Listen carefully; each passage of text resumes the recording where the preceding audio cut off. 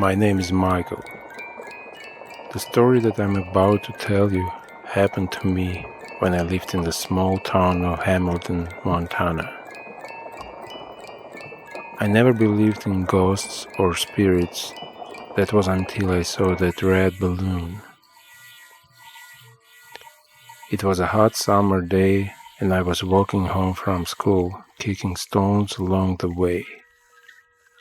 I had just turned 15 and was excited to start high school in the fall.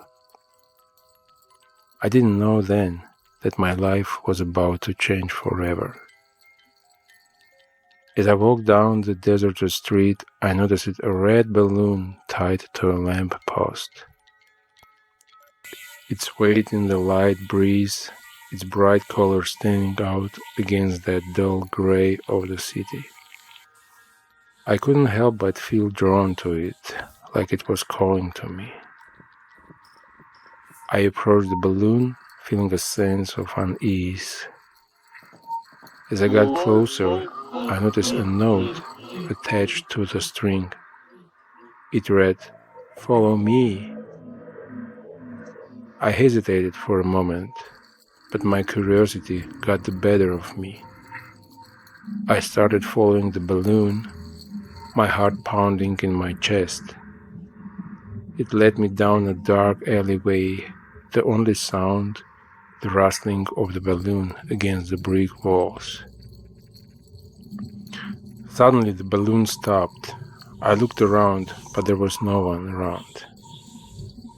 I reached out to touch the balloon, but as soon as my fingers brushed against it, it popped. I jumped back, startled.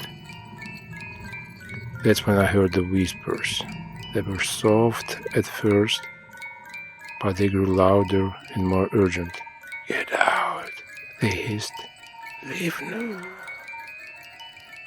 I turned to run, but I felt something grab my ankle. I looked down and saw a pale hand emerging from the shadows. I screamed and tried to pull away, but it was stronger than me. I was dragged into the darkness, my screams echoing off the walls. I could feel something cold and slimy against my skin, something that made my stomach turn. Finally, I was thrown into a small room.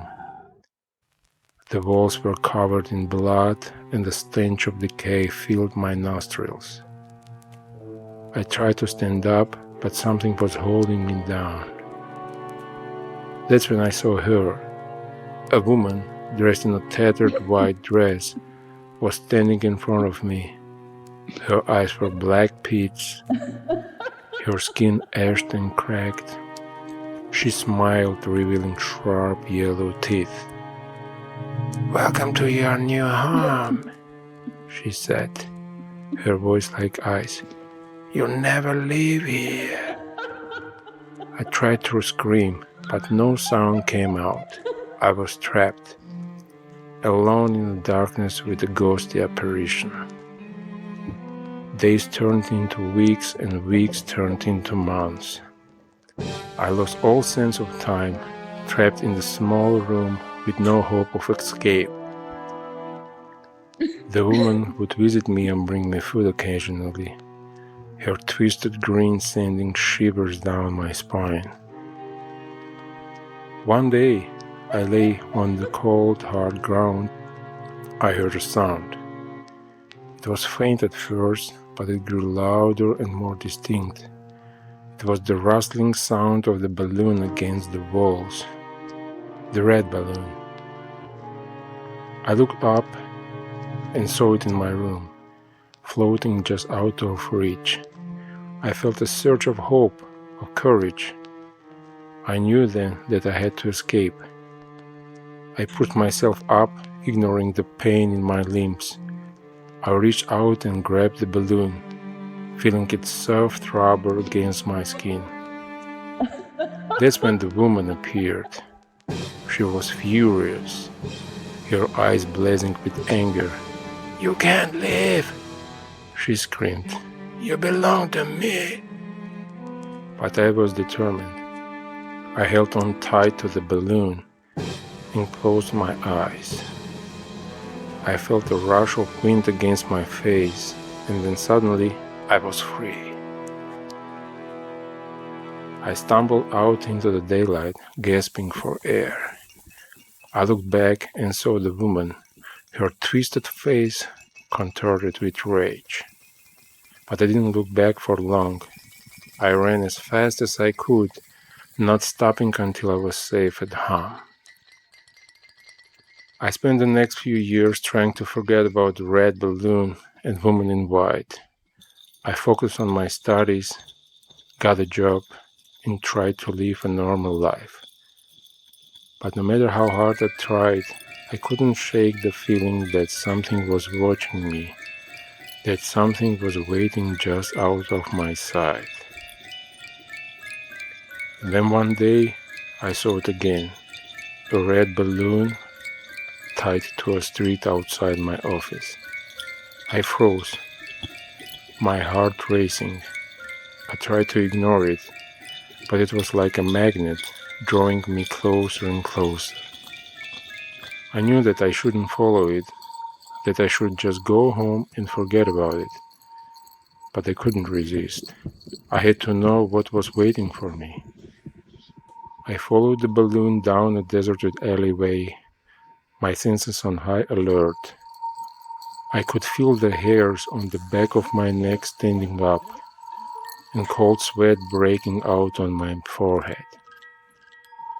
As I turned the corner, I saw her, the woman in white, standing in front of me, her eyes black pits of rage.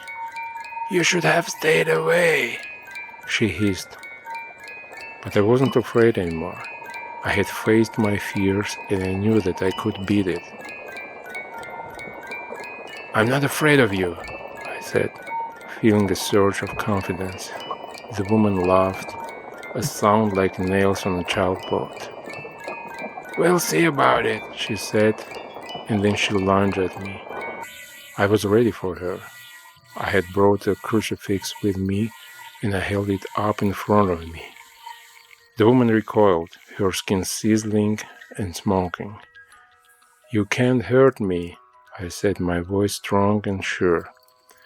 The woman snarled, but she knew that I was right. With a final scream of rage, she disappeared into the darkness. I walked out of the alleyway, feeling like I had just conquered the world. I knew that there would be more challenges ahead, more ghosts and spirits to face, but I also knew that I was strong enough to face them.